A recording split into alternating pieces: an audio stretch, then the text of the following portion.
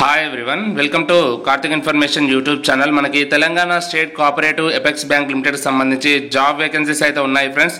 ఇంకా మన ఛానల్ని ఎవరైతే సబ్స్క్రైబ్ చేయకుండా చూస్తున్నారో వెంటనే సబ్స్క్రైబ్ చేయండి, పక్కనే వచ్చే బెల్ ఐకాన్ని ప్రెస్ చేయండి. నేను చేసే ప్రతి ఒక్క వీడియో కూడా నోటిఫికేషన్ రూపంలో మీ దాకా వస్తుంది. అండ్ వీడియో చూసే ప్రతి ఒక్కరు కూడా వీడియోని లైక్ చేయండి. డిస్క్రిప్షన్ లింక్లో Instagram, Telegram and Facebook links ఉన్నాయి, అక్కడైతే జాయిన్ అవ్వండి. ఈ అఫీషియల్ నోటిఫికేషన్స్ చూసుకున్నట్టయితే మనకి ఇక్కడ లింక్స్ అయితే ఇవ్వడం జరిగింది. చూసుకున్నట్టయితే మనకి click here for apply for the post of staff assistant in DCCB ఉందండి. ఇక్కడ క్లిక్ చేసినట్టయితే మనకి ఈ విధంగా మనకి రిక్రూట్మెంట్ ఆఫ్ స్టాఫ్ అసిస్టెంట్ సంబంధించిన ఇంపార్టెంట్ డేట్స్, దానికి సంబంధించిన క్లోజర్ డేట్స్, ఆన్లైన్లో అప్లికేషన్ చేసుకోవాల్సి ఉంటుంది. దానికి సంబంధించిన లింక్ అయితే ఓపెన్ అవ్వడం జరుగుతుంది. Click here for new registration ఉంది కదా, అక్కడ నుంచి క్లిక్ చేసుకొని వాళ్ళ యొక్క అప్లికేషన్ అన్నది ఆన్లైన్లో అప్లై చేసుకోవాల్సి ఉంటుంది. అండ్ అదేవిధంగా ఇక్కడ చూసుకున్నట్టయితే మనకి స్టాఫ్ అసిస్టెంట్ సంబంధించి హైదరాబాద్ డిసిసిబిలో ఉందండి నోటిఫికేషన్. అదేవిధంగా కరీంనగర్ డిసిసిబిలో ఉందండి, అండ్ ఖమ్మం డిసిసిబిలో ఉంది, అండ్ మహబూబ్ నగర్ డిసిసిబిలో ఉంది, అండ్ మెదక్ డిసిసిబిలో ఉందండి, అండ్ అదేవిధంగా వరంగల్ డిసిసిబిలో ఉంది. ఈ విధంగా మనకి ఈ డిస్ట్రిక్ట్ కోఆపరేటివ్ ఎపెక్స్ బ్యాంక్ సంబంధించి మనకి వేకెన్సీస్ అయితే ఉన్నాయండి. దీనికి సంబంధించి నేను కంప్లీట్గా ఎక్స్ప్లెయిన్ చేయడం జరుగుతుంది. నోటిఫికేషన్ చూసుకున్నట్టయితే మనకి డిసిసిబి ఖమ్మంకి సంబంధించి స్టాఫ్ అసిస్టెంట్కి సంబంధించిన ఉద్యోగాలు అయితే ఉన్నాయండి. దీనికి సంబంధించిన online registration of application dates వచ్చేసి 18/10/25 నుంచి స్టార్ట్ అవడం జరుగుతుంది. క్లోజింగ్ డేట్ వచ్చేసి 6/11/2025 వరకు ఉంటుంది. And payment of application fee సంబంధించి ఆన్లైన్లో పే చేసుకోవాల్సి ఉంటుంది. దానికి సంబంధించి 18/10/25 నుంచి 6/11/2025 వరకు ఉంది. And date of online examination వచ్చేసి December 2025 కండక్ట్ చేస్తారని చెప్పేసి ఇవ్వడం జరిగింది. అండ్ దీనికి సంబంధించిన వేకెన్సీస్ ఏ విధంగా ఉన్నాయి చూసుకున్నట్టయితే మనకి కేటగిరీ వైజ్గా వీళ్ళు క్లియర్గా మెన్షన్ చేయడం జరిగింది. మనకి ఇక్కడ టోటల్గా వచ్చేసి మనకి జనరల్ కేటగిరీ వాళ్ళకి 66, జనరల్లో వచ్చేసి 66 వేకెన్సీస్ ఉన్నాయండి. అండ్ ఉమెన్కి వచ్చేసి 33 వేకెన్సీస్ ఉన్నాయి. మొత్తం టోటల్గా 99 వేకెన్సీస్ అయితే ఉన్నాయండి. ఇక్కడ కేటగిరీ వైజ్గా మనకి 16 కేటగిరీకి సంబంధించి వేకెన్సీస్ అయితే ఇవ్వడం జరిగింది. ఇది ఒకసారి మీరు స్క్రీన్ షాట్ అన్న తీసుకోవచ్చు, చూసుకోండి. ఈ స్టాఫ్ అసిస్టెంట్ పోస్టుకు సంబంధించి జిల్లాల వారీగా ఎక్కడెక్కడ వేకెన్సీస్ ఉన్నాయో అవన్నీ కూడా మీకు నేను ఎక్స్ప్లెయిన్ చేయడం జరుగుతుంది. చూసుకోండి, డిస్ట్రిక్ట్ వైజ్గా చూపించడం జరుగుతుంది. ఇప్పుడు చెప్పేది వచ్చేసి వరంగల్ డిస్ట్రిక్ట్ సంబంధించిన వేకెన్సీస్ అండి. దీనికి సంబంధించి వేకెన్సీస్ చూసుకున్నట్టయితే మనకి ఇక్కడ టోటల్గా 21 వేకెన్సీస్ అయితే ఇవ్వడం అయితే జరిగింది. కేటగిరీ వైజ్గా మెన్షన్ చేయడం జరిగింది, చూసుకోండి. ఇందులో టోటల్గా జనరల్ వచ్చేసి 12 అండ్ ఉమెన్కి వచ్చేసి 9 వేకెన్సీస్ ఉన్నాయి. అండ్ నెక్స్ట్ డిస్ట్రిక్ట్కి సంబంధించిన వేకెన్సీస్ చూసుకుందాం మనము. నెక్స్ట్ డిస్ట్రిక్ట్ సంబంధించి కరీంనగర్ డిస్ట్రిక్ట్ సంబంధించి వేకెన్సీస్ చూసుకున్నట్టయితే మనకి కరీంనగర్ సంబంధించి వేకెన్సీస్ వచ్చేసి టోటల్గా 43 వేకెన్సీస్ అయితే ఇవ్వడం జరిగింది. ఈ 43 వేకెన్సీస్లో మనకి ఇక్కడ జనరల్కి వచ్చేసి 29 ఉన్నాయండి, ఉమెన్కి వచ్చేసి 14 వేకెన్సీస్ ఉన్నాయి.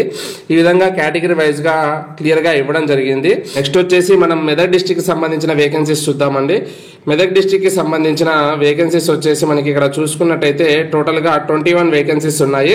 అందులో 14 జనరల్ ఉన్నాయండి, ఉమెన్కి వచ్చేసి 7 ఉన్నాయి. ఈ విధంగా కేటగిరీ వైజ్గా ఇవ్వడం జరిగింది. మీ యొక్క కేటగిరీ ఉందా లేదా చూసుకోండి, వేకెన్సీస్ ఉన్నాయో లేవా.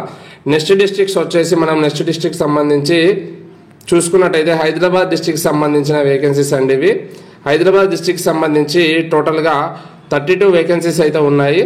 దీనికి సంబంధించి జనరల్కి 21 ఉన్నాయి, ఉమెన్కి వచ్చేసి 11 ఉన్నాయి. ఇది వచ్చేసి హైదరాబాద్ డిస్ట్రిక్ట్ సంబంధించిందండి. మనకి నెక్స్ట్ వేకెన్సీస్ వచ్చేసి మనకి మహబూబ్ నగర్ డిస్ట్రిక్ట్ సంబంధించిన వేకెన్సీస్ అండి.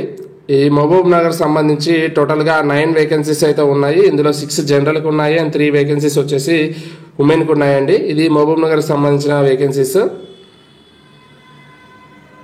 ఈ విధంగా మనకి మొత్తము 6 జిల్లాలకు సంబంధించిన వేకెన్సీస్ అయితే రిలీజ్ చేయడం జరిగింది, చూసుకోవచ్చు.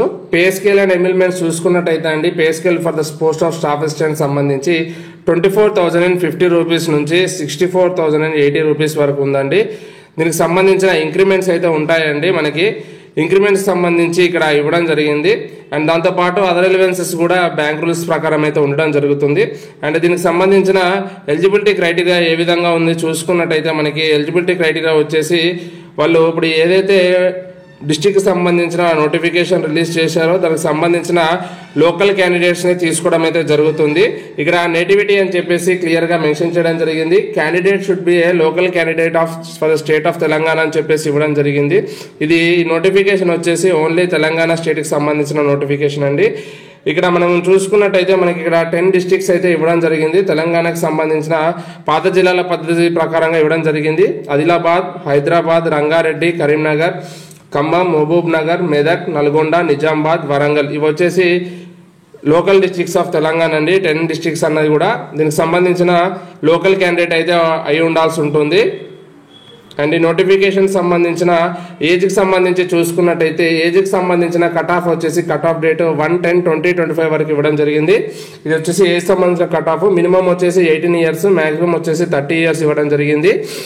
వాళ్ళ యొక్క డేట్ ఆఫ్ బర్త్ వచ్చేసి 2/10/1995 అండ్ 1/10/2007 లోపల ఈ బోత్ డేట్స్ ఇంక్లూజివ్ అయితే ఉండాల్సి ఉంటుంది. అప్పర్ ఏజ్ లిమిట్ చూసుకున్నట్టయితే మనకి ఇక్కడ SC, ST, backward class, EWS section candidate సంబంధించి వీళ్ళందరికీ కూడా ఏజ్ రిలాక్సేషన్ 5 ఇయర్స్ వరకు ఇవ్వడం జరిగింది.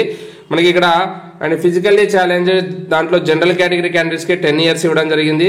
Physically challenge SC, ST, BC and EWS category వాళ్ళ క్యాండిడేట్స్కి 15 ఇయర్స్ అయితే ఇవ్వడం జరిగింది. వాళ్ళకి వచ్చేసి ఎక్స్ సర్వీస్ మెన్ లేదా డిజేబుల్డ్ ఎక్స్ సర్వీస్ మెన్కి సంబంధించిన ఏజ్ రిలాక్సేషన్ ఇక్కడ ఇవ్వడం జరిగింది.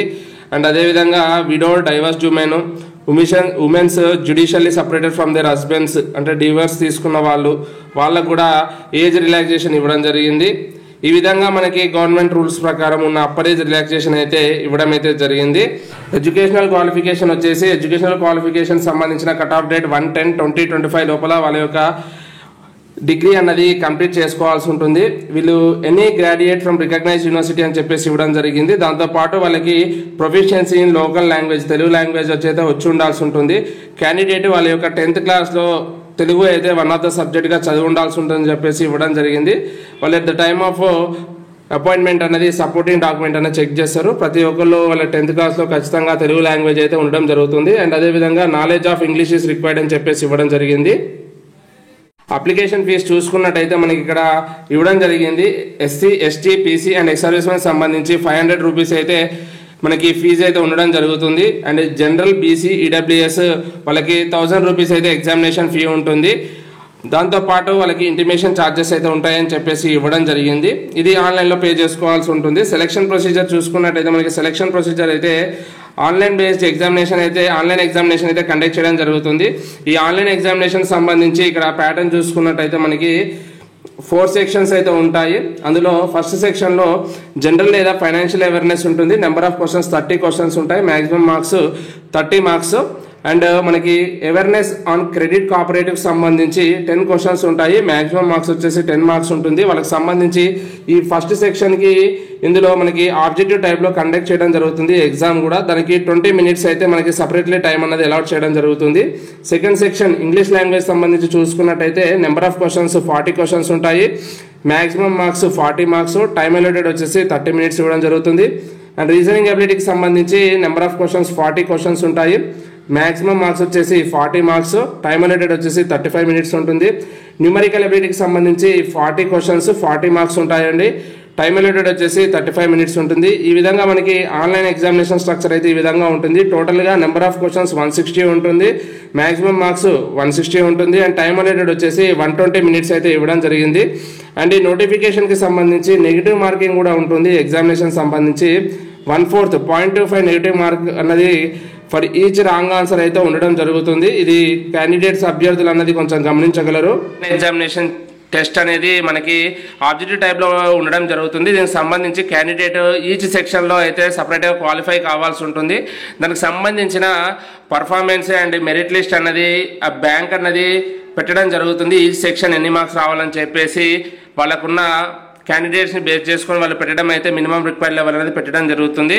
దానికి అగ్రిగేట్ మార్క్స్ అనేది బ్యాంక్ అనేది డిసైడ్ చేయడం జరుగుతుంది. దాని తర్వాత మార్క్స్ ఆప్టెండ్ ఎవరైతే మార్క్స్ వచ్చిన వాళ్ళు ఉంటారో దాన్ని షార్ట్ లిస్ట్ చేసి ప్రొవిజనల్ అలాట్మెంట్ అయితే ఇవ్వడం అయితే జరుగుతుంది. దీనికి సంబంధించి మనకి ఫైనల్ సెలెక్షన్ అనేది IBPS అనేది కండక్ట్ చేయడం జరుగుతుంది. అండ్ దీనికి సంబంధించిన ఇంటర్వ్యూస్ అయితే లేవు అని చెప్పేసి క్లియర్గా మెన్షన్ చేయడం జరిగింది. మనకి ఫైనల్ సెలెక్షన్ అన్నది ఓన్లీ ఆన్లైన్ ఎగ్జామినేషన్ని బేస్ చేసుకొని తీయడం అయితే జరుగుతుంది. ఎటువంటి ఇంటర్వ్యూ అయితే ఈ నోటిఫికేషన్కి లేదని చెప్పేసి మెన్షన్ చేయడం జరిగింది. అప్లై చూసుకున్నట్టయితే మనకి ఆన్లైన్లో అప్లై చేసుకోవాల్సి ఉంటుంది. దాంట్లో మనకి అప్లికేషన్ సంబంధించిన registration, payment of the fee, వాళ్ళ fees and document scan and upload చేయాల్సి ఉంటుంది. దీనికి సంబంధించిన ఫోటోగ్రాఫ్కి సంబంధించి చూసుకున్నట్టయితే ఫోటోగ్రాఫ్, వాళ్ళ యొక్క signature and left hand thumb impression, ఇక్కడ హ్యాండ్ రిటన్ డిక్లరేషన్ ఇవ్వడం జరిగింది. హ్యాండ్ రిటన్ డిక్లరేషన్ కూడా స్కాన్ చేసుకొని రెడీ చేసుకొని పెట్టుకోవాల్సి ఉంటుంది.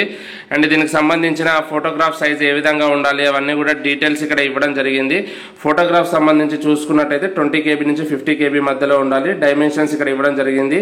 ఈ డైమెన్షన్స్ పెట్టుకున్నట్టయితే వాళ్ళ యొక్క ఫోటోగ్రాఫ్ అన్నది సాఫ్ట్ కాపీ రెడీ చేసుకోవచ్చు. అండ్ అదేవిధంగా ఇక్కడ చూసుకున్నట్టయితే దానికి సంబంధించిన సిగ్నేచర్ చూసుకున్నట్టయితే సిగ్నేచర్ వచ్చేసి 10 KB నుంచి 20 KB మధ్యలో ఉండాల్సి ఉంటుంది. And left hand thumb impression వచ్చేసి 20 KB నుంచి 50 KB మధ్యలో వాళ్ళ సైజ్ అన్నది ప్రిఫర్ చేసుకోవాల్సి ఉంటుంది.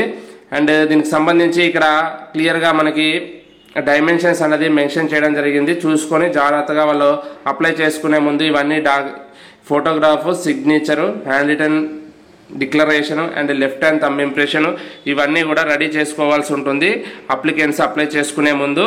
ఈ online registration date, closing date, ఇప్పుడు చెప్పిన అన్ని నోటిఫికేషన్స్ కూడా ప్రాసెస్ అంతా కూడా సేమ్గా ఉంటుందండి. మిగతా డిస్టిక్లకు సంబంధించి కూడా హైదరాబాద్, కరీంనగర్, మహబూబ్ నగర్, మెదక్, వరంగల్ వీటి అన్నిటికి కూడా సేమ్గా online registration date, closing date and date of online examination ఇవన్నీ కూడా సేమ్గా ఉండడం జరుగుతుంది. ఫ్రెండ్స్, మనకి DCCB బ్యాంక్కి సంబంధించి స్టాఫ్ అసిస్టెంట్ సంబంధించిన వేకెన్సీస్ ఫర్దర్గా ఎటువంటి అప్డేట్స్ ఉన్నా కూడా మన ఛానల్లో అయితే వెంటనే అప్డేట్ చేయబడుతుంది. ఇంకా మన ఛానల్ని ఎవరైతే సబ్స్క్రైబ్ చేయకుండా చూస్తున్నారో వెంటనే సబ్స్క్రైబ్ చేయండి, లైక్ చేయండి, షేర్ చేయండి. Thank you very much.